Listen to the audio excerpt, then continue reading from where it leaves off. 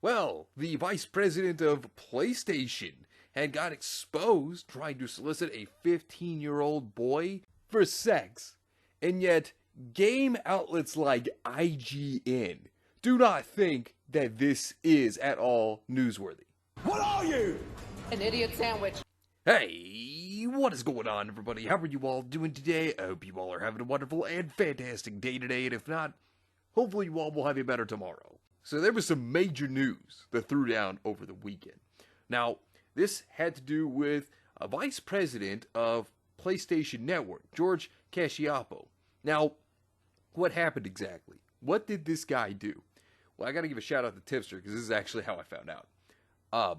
So the senior vice president of PSN, George Cacioppo, was caught by an independent predator hunting group known as People vs. Preds for allegedly trying to meet with a 15-year-old boy for sex. I mean, this is absolutely repulsive.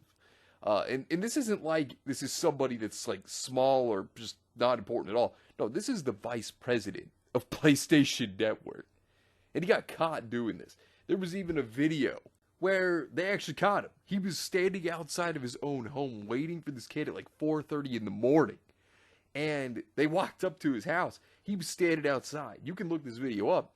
And he's standing there wearing the PS5 shirt. Like, this is the image right here. But this is him. And he was waiting. Now, we say allegedly right now because there's no charges pressed, but I bet there's going to be. I bet there's going to be because there's actual chat logs of this. Right here, Tipster had a tweet saying, below are the chat logs which have been released to me by People vs. Preds. The conversation starts on Grindr, then moves to text messages. So, I mean, there's some pretty big evidence against this guy right here. You know, he went on Grindr first, and he was messaging somebody that he believed was 15 years old. Now, whether or not the kid was 15, but as you can see here, I finally 15, lol. I think we talked before. Are you really 15? What, lol? How old are you? I just turned 15 2 weeks ago. I'm sorry. So, willingly knew that this was a 15-year-old. And then this continues, saying, too bad, question mark. You like getting sucked or sucking? I mean, this is repulsive. This is absolutely disgusting. But this, like I said, he believed this was a 15-year-old. And he was going on with this. I mean, like I said, evidence right here. Completely exposed 4K. Like, this is horrible. This is absolutely repulsive. This guy then also lost his job. So that was another thing that happened too. But as you can see here, you know, there's a lot to this. This isn't just the only part, because this goes from Grindr to, you know, as it stated, actual text messages. And I mean, just, God, it sickens me to see stuff like this. And there was also nudes sent. That's another thing as well. So there's actual evidence against this guy. So, you know, I think charges are going to be pressed, and Jesus Christ, this is not going to go well. And, oh man, it's just, this is sick shit. This is disgusting. This is horrible. I hope they file charges against him. I really do. I hope so. I hope to God they do, because 100% they definitely should. But wait! There's more! Now, you would imagine games journalists would be all over this, right? You had CNET, surprisingly, you had Kotaku. As terrible as a site as they are, they even got in on this. And this guy was actually fired. Okay, so he was fired.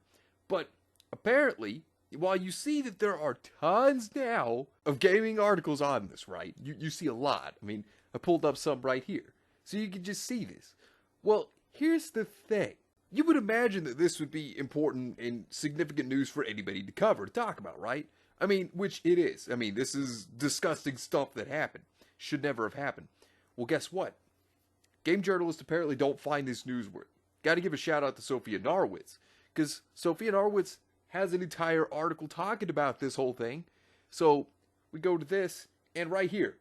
How is an alleged terrible person, executive, less newsworthy than conservative game devs? IGN didn't find this newsworthy at all. Yeah.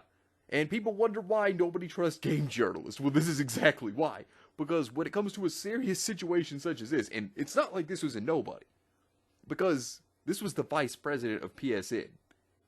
And they tried to just push this off. Like, IGN just acts like this is not a big deal at all in the slightest. Like, this is game journalism. And they showed their complete bias, and we've seen it so many times, time and time again. But then when it comes to, like, you know, an alleged, offender, oh, no, that's not newsworthy. Let's not talk about that. Like, you gotta be kidding me.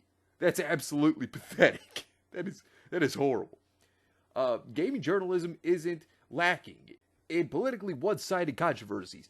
Websites focus more on scoring wins for a tribe than reporting on actual news, and nowhere is this more apparent than in the story of an alleged terrible person. You know, nowadays we just see these cultist activists come around trying to jump into games, trying to push their activism rather than trying to report on games news. That's what they do. They try to push an agenda. Because for one, they're not gamers. That's why they bitch about, oh, games are too hard for us. And they cry all the time about it. Secondly, they want to push every last ounce of their cultist mentality down your throat. Preach to you how you should live your life, and if you don't agree with them or conform your ways to theirs, then you're a bigot. That's the old attack in the book that they always have. You don't agree with me?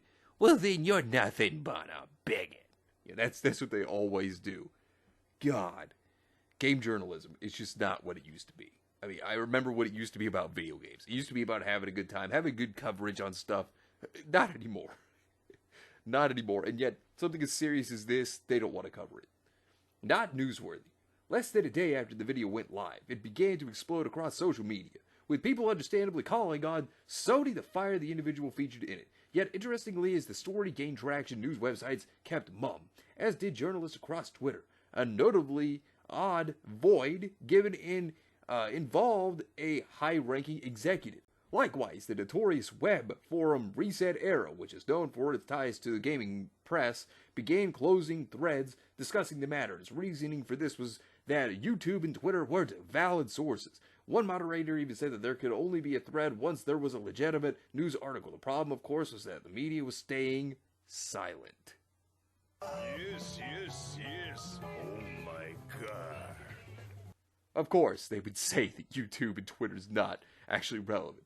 Of course they would. Then again, Reset Era, they're terrible. I've had multiple videos, myself and many other people, we talked about how awful Reset Era is. They are garbage. I mean, it's like they are the internet's toilet.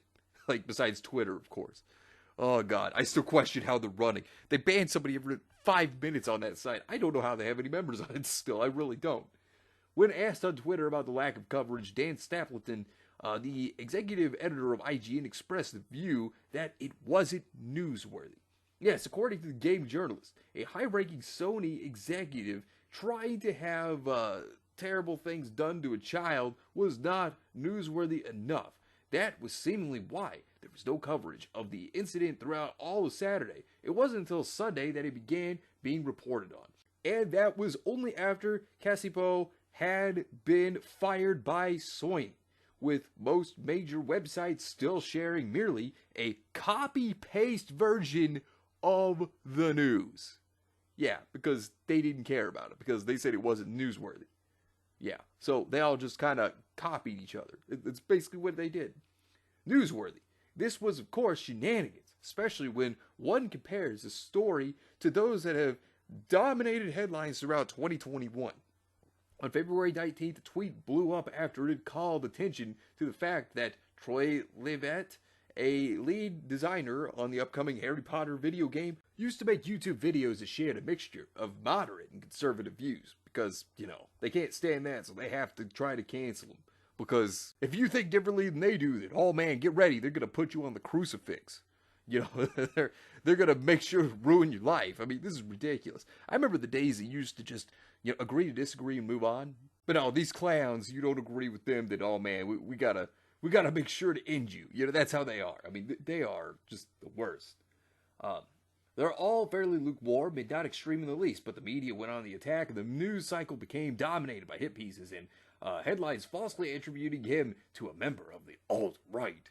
Some articles were literally posted less than 24 hours after the tweet was posted. That was how quickly the media determined it was it was to be newsworthy. Levitt eventually stepped down from his role on the project. This happened again on September 4th when John Gibson, the CEO of Tripwire Interactive, tweeted in support of the Texas abortion ban. So they went after him over that. You know, it's a hot topic in the United States, but the split between those who are pro-choice and pro-life is relatively even. This is the way of saying that the guy was sharing a pretty common point of view. Yet, the press still went on the attack, and within 24 hours, journalists filled his mentions with criticisms, and news articles and hit pieces were soon to follow. Within about 2 days, Gibson was pushed out of the company. And then another case of it was finally back in June. It came out that the creator of Five Nights at Freddy's, Scott Cawthon, had donated money to the Republican candidates. You already know where this is going. He was dragged through the mud by the media, and the story dominated headlines for a week before he stepped down from his role. Like I said, anything goes against them and their standards. That's what's newsworthy to them. Not worthy is, with no exaggeration, that I say the gaming press has taken more issue with creators who have different political viewpoints than it has issues with accused terrible things. It's beyond messed up, but it's the reality, and it just highlights the truth. The journalists don't care about reporting on stories unless there's a socio-political motivation to do so. Exactly. They can't get themselves away from politics because that's the only thing that they focus on. Therefore, that's all that's important. And that's all they want to push. I mean, why do you think that they want to push that stuff into video games whenever good video games come out that the fans actually like? Then they're like, oh, this is a terrible game. And then it was like The Last of Us Part 2 where that game was complete and utter trash. And they were like, oh, this is a masterpiece, stunning and brave. These people are clowns. Nobody takes them seriously. Nobody's ever going to. Dan Stapleton had this tweet. Never heard of him. I bet that's why you aren't seeing anyone cover it. It's a guy no one knows being implicated for crimes unrelated to his job. If Sony turned out to have known and protected him, or if he'd used his position to do it, that would be game industry news. You stupid, ignorant son of a bitch, dumb bastard! Jesus Christ, I've met some dumb bastards in my time, but you outdo them all. Get over there! This is news no matter what. They think that this isn't important. And this is actually something that people know. This is something that I'm sure IGN even knew. I'm sure that a lot of the gaming media knew this. But, you know, they're so wrapped up in their politics that, no, this isn't important news to them. Nah, why would they care about a terrible crime that is horrible to children? It's abuse, and it's somebody who straight up works within the game industry. Why would that be newsworthy? I mean, whenever you got people out there that have different perspectives than they do, and then they can go and just try to ruin their lives over it. I mean, seriously, this is gaming news, and yet they won't even cover it. And here's what's funny.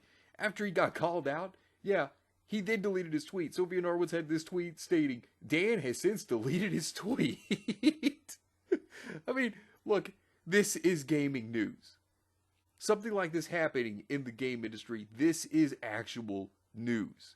And they don't want to actually talk about the actual news because they don't care about it. Because they're not real game journalists. They're a bunch of hacks. That's all they are. I mean, this guy is literally an evil monster for what he was doing. But they don't want to talk about it. They don't want to bring it up. I mean, seriously. This is the game journalist of today, of 2021. No, seriously.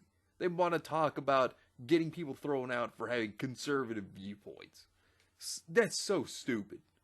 This is how fucked up the industry is. This is how awful the game industry is. I mean, and that tells you everything about them. It tells you everything about these people. This is why game journalists, they're nothing but a joke. You know, they should have been there day one talking about this issue. No, that's not important enough to them. I mean, that's ridiculous.